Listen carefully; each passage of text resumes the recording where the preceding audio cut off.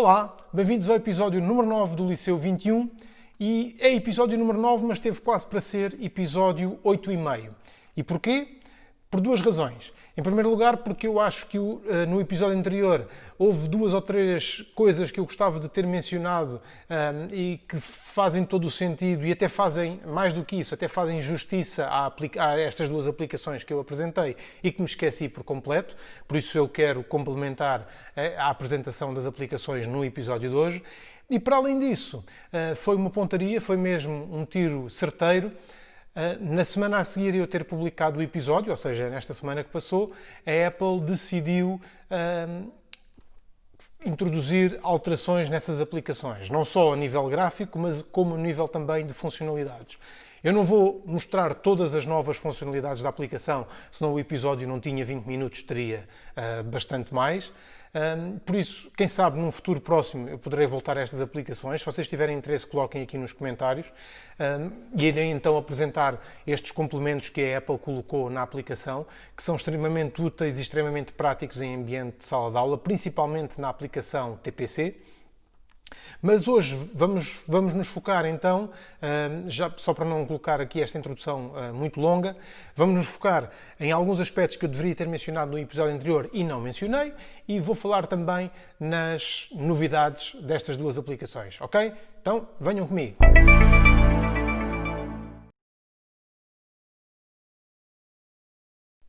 Bom, então deixem-me então mostrar-vos as alterações que foram introduzidas nas duas aplicações. Foram eminentemente gráficas, não há grande alteração de funcionalidade, começando, por exemplo, pela aplicação Sala de Aula. Como veem, o grafismo está um bocadinho mais apurado, digamos, mas relativamente à funcionalidade está mais ou menos parecido com o que havia de antes. Ainda assim, eu gostava de complementar a apresentação que fiz no último episódio com duas funcionalidades que me parecem muito interessantes e que não estava a fazer justiça às aplicações se não as mostrasse. Em primeiro lugar, é a possibilidade que os alunos têm, por exemplo, de enviar informação para o professor. Se eu, por exemplo, pegar aqui no iPad da Elsa, imaginem, por exemplo, que a Elsa está a fazer um qualquer documento no Pages. Deixem-me só então criar aqui um pequeno documento. Não vou fazer aqui nada de muito especial, mas qualquer coisa com este template.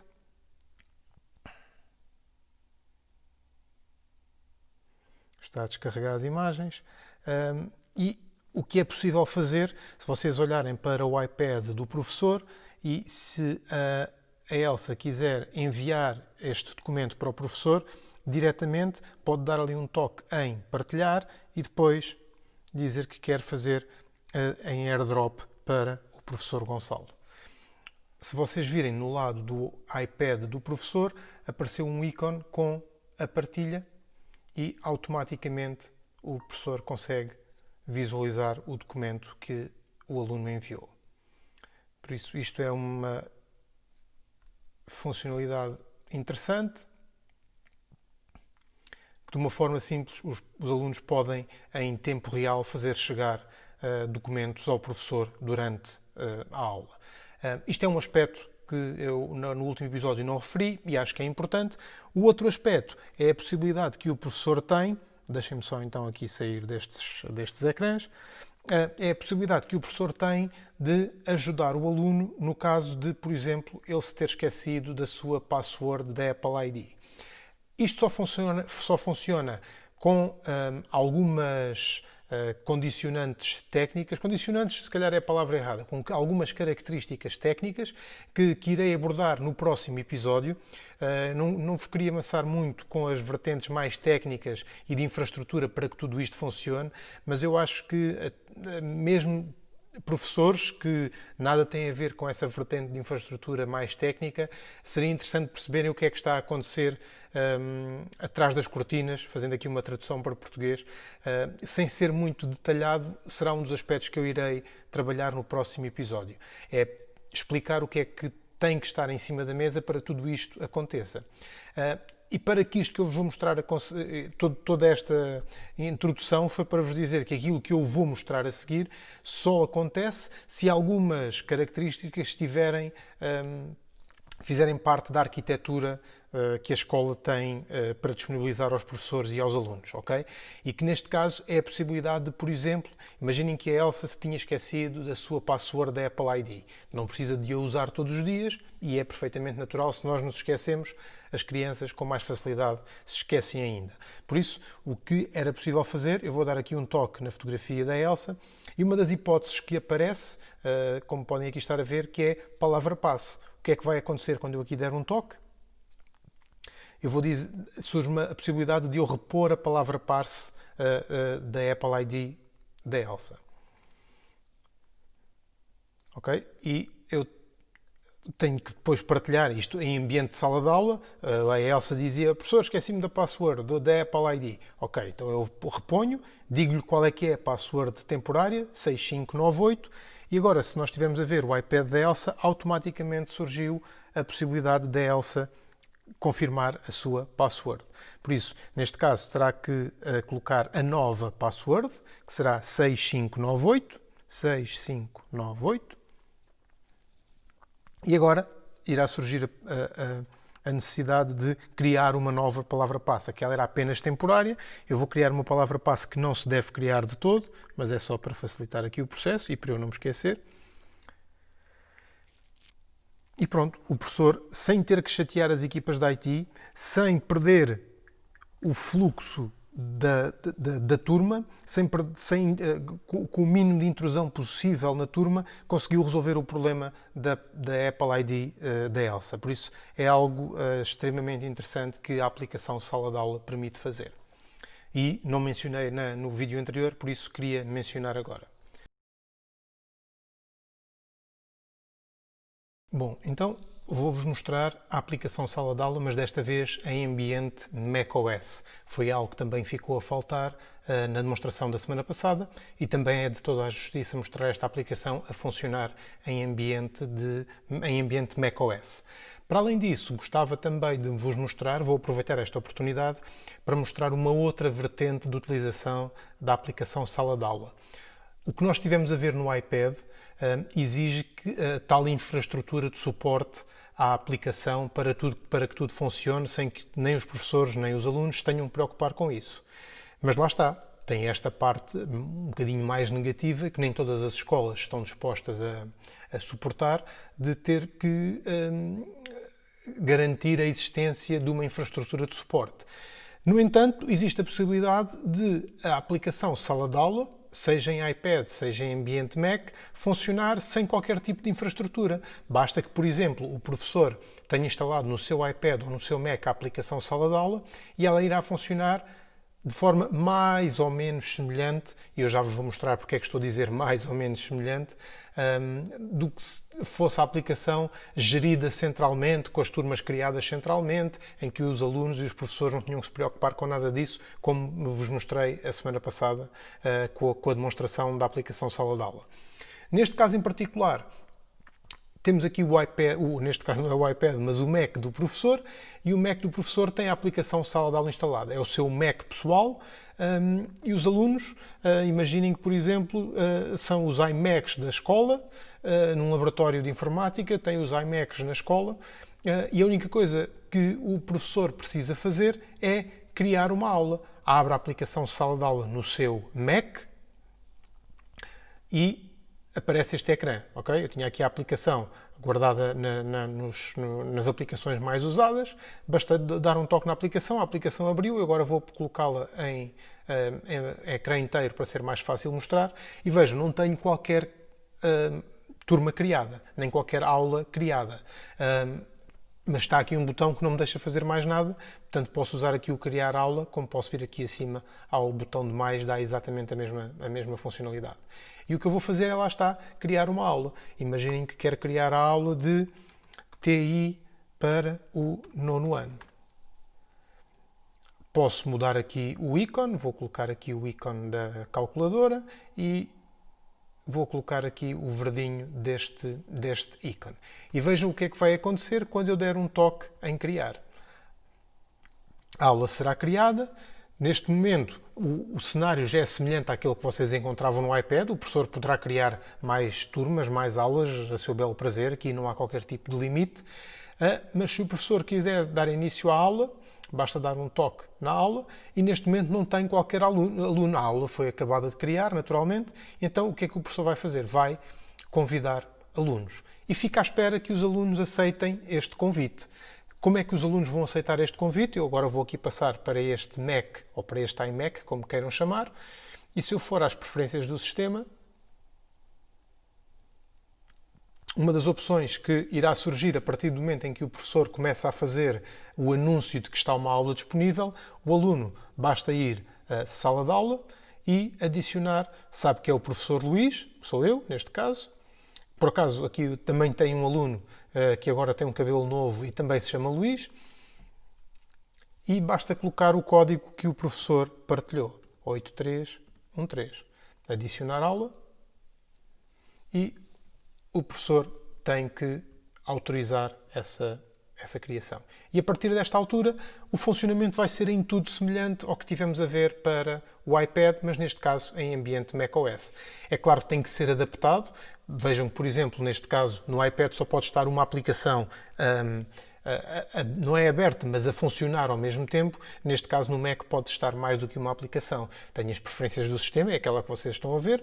Tem o QuickTime, que está a fazer a gravação do ecrã, e o Finder, que tem que estar sempre aberto. Eu não vou fazer de novo aqui a demonstração toda outra vez da aplicação. Aquilo que eu disse na semana passada para o iPad é exatamente igual o funcionamento aqui em ambiente macOS, mas, por exemplo, só para verem, eu posso pedir para que no Mac do aluno se abra uma determinada aplicação. Vamos supor que estamos a trabalhar, isto é a turma de TI, vamos trabalhar em programação. Então, eu quero abrir o Xcode no computador do Luís.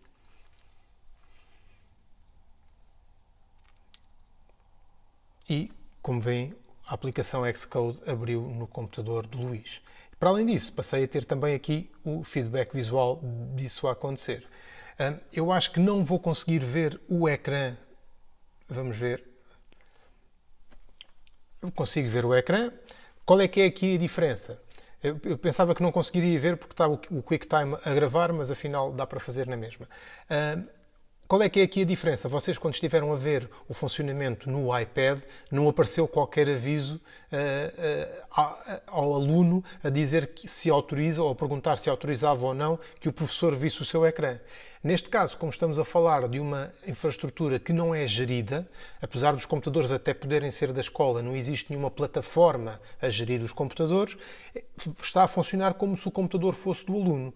Se o computador é do aluno, não está a ser gerido por nenhuma infraestrutura, o aluno terá sempre a última palavra a dizer relativamente ao que está a acontecer no seu iPad. Por isso, neste caso, o aluno tem que autorizar que o professor possa ou não ver o seu ecrã. Eu vou aqui colocar em permitir e, a partir desta altura, o professor consegue ver o ecrã deste aluno. Vejam, ele vai mexendo, vai abrir o Safari, por exemplo, e, tal como vimos no iPad, o professor tem acesso a essa informação. Mas lá está, neste caso, a qualquer altura, o aluno vai poder terminar esta ligação, que é o que eu vos vou mostrar a seguir. Ok? Deixem-me sair daqui. Neste momento continuamos com esta abordagem. Eu agora já não quero ver o ecrã, quero só ver a lista de alunos. Neste caso só existe um aluno. Não estava aqui mais nenhum aluno nas redondezas onde eu me pudesse ligar. Mas se houvessem mais alunos na redondeza, neste caso estamos a falar de uma sala de TI com mais do que um computador, com certeza, os alunos teriam que fazer o mesmo processo que aqui o Luís Careca fez e passariam a estar também disponíveis aqui na aplicação para todas aquelas funcionalidades que vos fui mostrando na semana passada. Qual é que é aqui também o outro senão desta abordagem? Tem a vantagem de poder disponibilizar as ferramentas ao professor para poder gerir a aula de uma forma um bocadinho mais eficiente, mas depois tem aqui a desvantagem de, não havendo uma gestão centralizada, veja o que é que acontece se o aluno chegar aqui às preferências do sistema e dizer que já não quer estar nesta aula. O professor deixa de estar em contacto com este aluno. E a qualquer altura o aluno pode fazer isto. Porquê? Porque em teoria, até na prática pode não ser, mas o facto de não existir uma infraestrutura a gerir os dispositivos, em teoria este dispositivo é do aluno. É do aluno, não está a ser gerido, o aluno terá sempre o controle completo sobre o dispositivo. Okay? Este é um dos aspectos negativos desta abordagem. O aspecto positivo é que permite trazer mais uma ferramenta para a sala de aula, não havendo essa gestão centralizada. Essa ferramenta vai estar sempre dependente do aluno e da interação entre o aluno e o professor, e do aluno não querer fugir aqui um bocadinho a este controle que, quer queiramos, quer não, está a acontecer por parte do professor nos seus dispositivos. Mas pronto, era só para vos fazer aqui também uma pequena demonstração de que esta aplicação está disponível em ambiente macOS com a grande parte das funcionalidades do iPad. Deixem-me reforçar, para o caso de não ter ficado claro, se estes Macs fossem geridos dentro da tal plataforma, que eu irei demonstrar no próximo episódio, o aluno já não teria esta possibilidade. Okay? Isto está sempre dependente do facto de estas duas ferramentas, neste caso, ou nestes dois computadores, não serem geridos centralmente. E já agora, não sei se tinham pensado nisso não, mas deixem-me clarificar que não é possível ter um ambiente misto. Ou temos um ambiente em que tudo é gerido centralmente, ou temos um ambiente onde não há gestão centralizada. Não podemos ter aqui um misto. O que eu quero dizer com o misto é, imaginem, por exemplo, que apesar de haver uma gestão centralizada, o professor teria a possibilidade de criar turmas. Não vai conseguir criar turmas na aplicação de sala de aula. Como vimos há pouco, é possível fazê-lo sim na aplicação TPC, mas estamos a falar de uma ferramenta completamente diferente. É uma ferramenta para a assignação de trabalhos e para funcionarem de forma assíncrona. Neste caso, como é tudo para funcionar de forma síncrona, não há ambiente misto. Ou os dispositivos estão inscritos na plataforma e geridos centralmente, ou não estão, e não estando, só funcionam desta forma, mais uma vez, tendo os alunos sempre uma palavra a dizer sobre se estão ou não dentro deste ecossistema da aplicação sala de aula. E pronto, não vos quero amassar mais com esta temática, espero que tenha ficado claro. Às vezes, quando nós entramos aqui em grande detalhe, por vezes as coisas podem ficar um bocadinho mais complicadas, mas espero que não tenham ficado, espero que tenha ficado devidamente clarificado. Ainda assim, qualquer questão, usem os comentários aqui em baixo para colocar, estou totalmente disponível para responder às vossas questões. Então, dedicando agora a nossa atenção à aplicação TPC e às suas novidades, eu vou abrir aqui a aplicação no iPad do professor, no iPad da Elsa e no iPad do Fran. Relativamente à semana passada, a única coisa que eu fiz foi apagar a atividade do Swift Playground. Se vocês quiserem estar em linha com o que foi feito a semana passada, essa atividade eu eliminei, só para simplificar aqui um pouco o nosso ecrã. E vejam, em termos gráficos está bastante mais simplificado, cabem mais trabalhos, inclusivamente nos vários ecrãs, por isso acho que em termos gráficos a aplicação ficou um pouco mais limpa. Há informação redundante que deixa de estar no ecrã, por exemplo, a Elsa não precisa de ter constantemente no ecrã, como havia na versão anterior, quais é que eram as turmas em que estava inscrita, basta dar um toque naquela seta e consegue saber quais são as turmas em que está inscrita. Da mesma forma, o professor também tem o acesso a essa informação, dando ali um toquezinho na seta. Okay? Por isso torna o processo um bocadinho mais simplificado. Para além disso, o que eu fiz relativamente à semana passada, só para poder continuar aqui em cima deste exemplo, foi alterar a data de entrega deste trabalho da polaridade magnética, por isso é que estão a ver ali dia 1 de junho, eu tive a alterar a data para que o trabalho, por exemplo, no caso do Fran, passasse a ser um trabalho novo, e no caso da Elsa já foi entregue, e ali aparece enviado atrasado, porque já vos vou explicar porquê, espero que fique claro. Isto é algo que a Apple depois provavelmente terá que corrigir, porque o atrasado teve a ver com o facto de eu, neste momento, posso solicitar aos alunos que que já tenham entregue trabalhos. Se vocês se lembram da semana passada, a Elsa enviou o trabalho na totalidade, completou o trabalho na totalidade, mas eu queria testar esta nova funcionalidade. Se olhar e der ali um toquezinho naqueles 3 botõezinhos, existe aqui a possibilidade de pedir para voltar a tentar. E foi isso que eu fiz relativamente ao trabalho da Elsa, e ela enviou, só que eu não tinha alterado a data para 1 de junho, por isso o sistema percebeu que ela enviou ainda atrasado. Isto aqui pode parecer um bocadinho complexo, mas eu queria clarificar o porquê de estar ali a dizer enviado e atrasado. Aqui a culpa foi minha, na forma como estou a montar aqui a demonstração, mas pronto, isto também é novo para mim, porque esta funcionalidade não existia, e por isso... Mas o que é que eu fiz na prática? Vejam, eu agora vou aqui à outra tarefa dentro deste trabalho, e aparece na Elsa pronto para rever. Se bem se lembram, era aquele screenshot que a Elsa fez e sublinhou. Então o que é que eu posso fazer? Posso devolver o trabalho ao aluno com uma mensagem e posso pedir para ele voltar a tentar, ou então posso dizer inclusivamente que o trabalho está concluído e marcar como visto. Então eu vou pedir para a Elsa enviar novamente.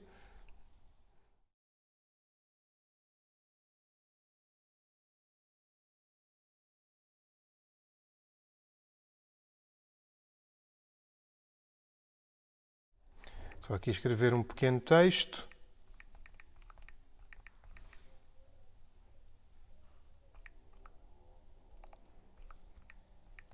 Qualquer coisa assim.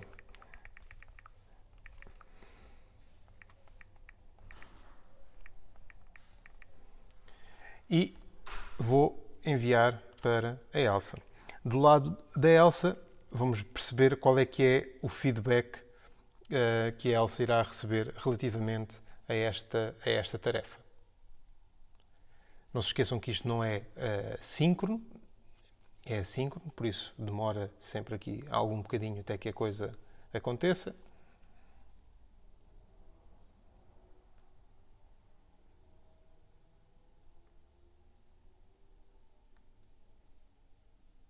E apareceu ali a informação, o professor pediu para atualizar o elemento trabalho sem nome.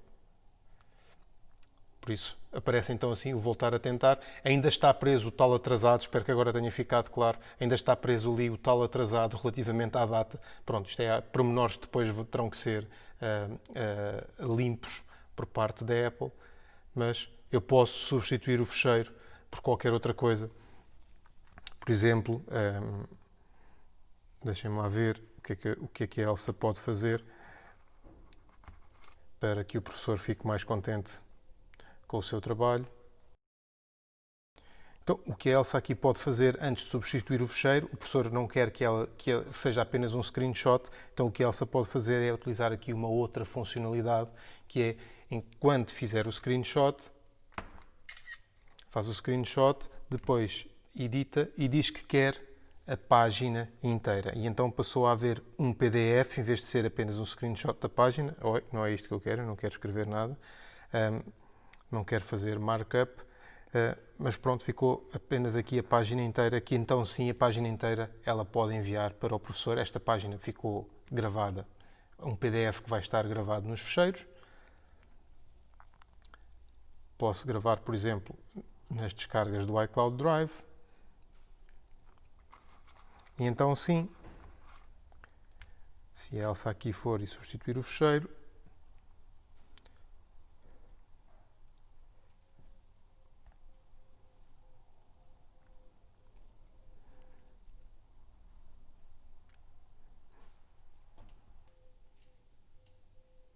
ok, automaticamente o trabalho ficou concluído, a Elsa teve esse feedback e do lado do professor também está pronto para rever o documento. Isto na prática são as funcionalidades que passaram a estar disponíveis na aplicação TPC. Para além da vertente gráfica, é esta interação entre aluno e professor no que diz respeito aos trabalhos passou a ser de uma forma muito mais eficiente e limpa. Para além disso, antes de terminarmos, gostava só de vos mostrar aqui um outro aspecto muito interessante que já existia, mas agora está ainda mais evidente, que é a possibilidade de utilizar trabalhos que já tenham sido feitos. Por exemplo, vocês podem guardar um trabalho como rascunho e depois esse trabalho pode ser usado para usar novamente e não estarem constantemente a terem que repetir os trabalhos para enviar para os alunos. Por exemplo, eu vou pegar aqui neste rascunho e o que vou fazer vou duplicá-lo para não perder o trabalho anterior. Vou dizer que quero enviar este trabalho para os alunos do 8º ano. E o prazo de entrega pode ser amanhã, também não é grave. E aí vai o trabalho para os alunos.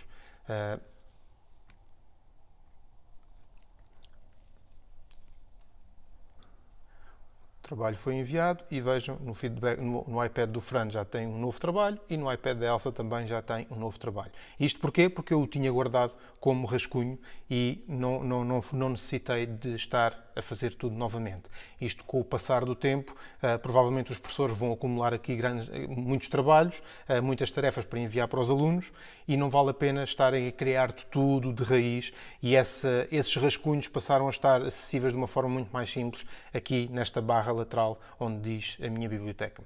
Ok? Nós podíamos ficar aqui muito mais tempo, eu não quero tornar o vídeo longo, por isso foi apenas aqui uma abordagem um bocadinho diferente à nova aplicação TPC. Espero que tenham gostado então do episódio número 9, ou 8,5, como quiserem chamar. Espero que tenham dado o tempo por bem emprego e que tenha sido útil este adicional de funcionalidades que eu decidi mostrar e para complementar ao episódio anterior. Para a semana iremos ter uma entrevista, muito provavelmente, acho que já tenho a entrevista fechada em termos de agenda. Se não tivermos entrevista para a semana, iremos continuar nesta senda de demonstrações e iremos falar ainda no ecossistema Apple de mais 2 aspectos extremamente importantes para que tudo isto funcione. Ok? Então, não percam o próximo episódio para a semana. Tchau!